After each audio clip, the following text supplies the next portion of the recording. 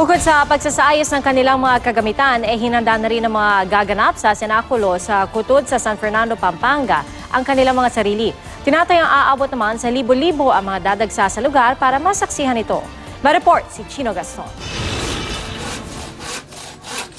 Halos kompleto na ang mga gagamitin ni Ruben Enaje sa kanyang pagpapapako sa krus sa Biyernes Santo. Sa 31 taon daw na kanyang pamamanata, siya mismo ang gumagawa ng costume at props sa senakulo. Handa na rin ang kanyang papasaning krus na mahigit 37 kilo ang bigat. Gabayan ako sa mahal na araw. Yung pamilya ko, yung kalusugan nila.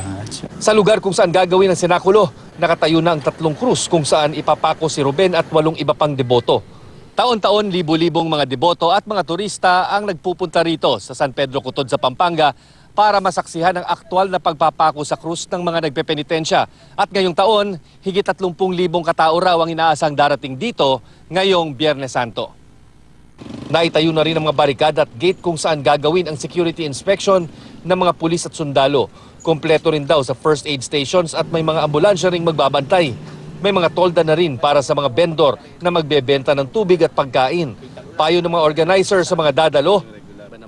Kung nais po natin pumunta rito, pumisita sa aming barangay, totally dapat yung sarili mo ready ka sa init ng araw. Mas maganda magdala ng payong, pananggas sa init ng araw mga bibisita.